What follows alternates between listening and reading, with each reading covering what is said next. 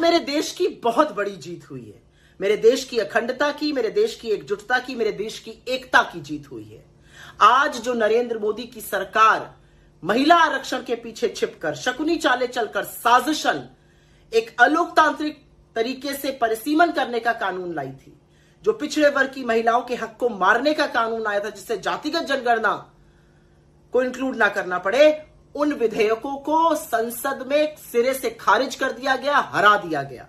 आज इस देश ने एक संदेश दिया है कि जब भी देश की अखंडता पर और एकजुटता पर सवाल उठेगा, इस देश का संसद एक स्वर में आपसे कहेगा बस बहुत हुआ, और वही काम किया गया है।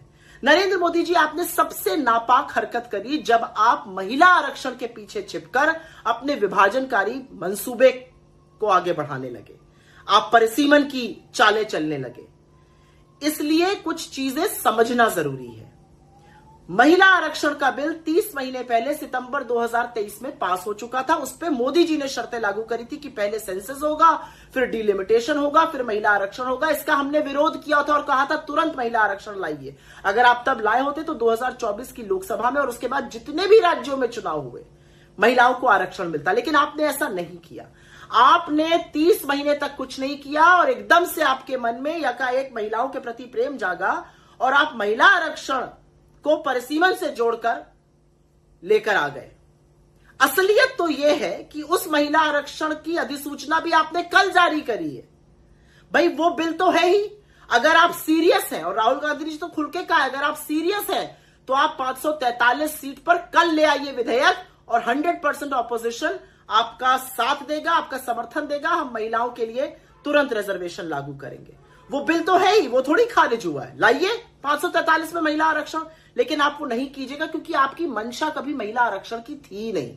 आपकी मंशा इस देश के काट छांट करके किसी तरह से टुकड़े टुकड़े कर ऐसा परिसीमन करने की थी कि आप सत्ता में शाश्वत रूप से बने रहिए, जैसा कि आपने असम में, जैसा कि आपने जम्मू कश्मीर में करके दिखाया है, जहां पर कहीं कहीं वोटर की संख्या 8 लाख है, कहीं किसी लोकसभा में 25 लाख है, जहां पे किसी लोकसभा में 6 विधानसभाएं हैं, किसी में 12 विधानसभाएं, क्योंकि आपने अपने हिसाब से काट चाट करके ऐसे क्षेत्र बनाए जो आपको फेवरेबल रहे।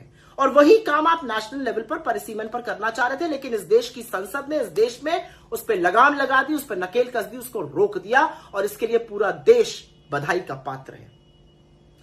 लेकिन यहां पर कुछ बातें भी समझनी पड़ेंगी, और बातें इसलिए समझनी पड़ेंगी क्योंकि जब आप सेंसस कर रहे हैं तो अगले साल डेटा आ जाता। आप जबरदस्ती हड़बड़ी आपने क्यों करी? आपकी ऐसी क्या मजबूरी थी कि आपको एकदम से महिलाओं के प्रति अपनी वफादारी दिखानी पड़ी? आपको दिखाना पड़ा कि आप महिला एम्पावरमेंट के बहुत बड़े ध्वजवाहक हैं। ऐसा क्या हुआ? ऐसी कौन सी बातें, ऐसा कौन सा प्रेशर है? आपके बारे में क्या कहा जा रहा है? इसका जवाब तो आप ही जानते होंगे। लेकिन यहां पर इस बात को साफ करना जरूरी है कि सेंसस 2011 पुराना हो चुका है। उसके चलते 10 करोड़ लोगों को तो पीएम गरीब कल्याण योजना खाद्य सुरक्षा से ही वंचित है, और उसको आप बेसिस बनाकर पार करना चाहते थे, पास करना चाहते थे ये विधेयक। इसलिए नए सेंसस का इंतजार करिए, उसमें कास्ट सेंसस आएगा और तब डिसाइड करेगा कि एससी एसटी के लिए कितना रिजर्वेशन होगा और ओबीसी महिलाओं को इस आरक्षण में कैसे आरक्षण दिया जाएगा।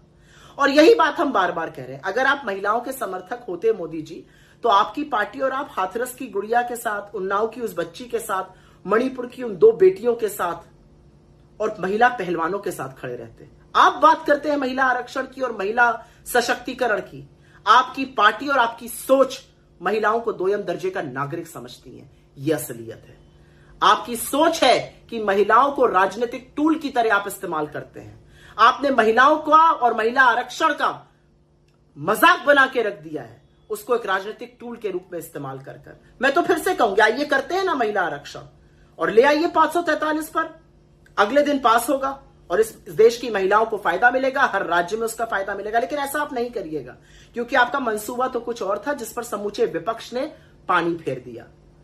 आज मैं सिर्फ एक बात कहना चाहती हूं, आइंदा से इस देश की आधी आबादी के पीछे छिपकर इस देश के ही खिलाफ साजिश की कोशिश मत करिएगा, क्योंकि जब जब आप ये करिएगा, ये देश और इस देश का विपक्ष और इस देश का नेता प्रतिपक्ष आपके सामने आपको रोकने के लिए खड़ा मिलेगा।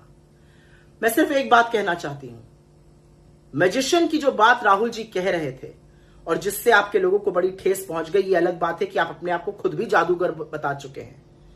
आपका जादू, आपकी जो सारी करतूतें हैं वो पकड़ ली गई हैं। अब आप इस देश को कितना भी बरगलाइए, ये देश बरगने वाला नहीं है। ये देश आपसे सवाल पूछेगा, आपसे जवाबदेही तय करेगा और आपको बताएगा कि आइंदा इस देश की आधी आबादी को अपना राजनीतिक षड्यंत्र के लिए इस्तेमाल करने की जरूरत भी मत कीजिएगा।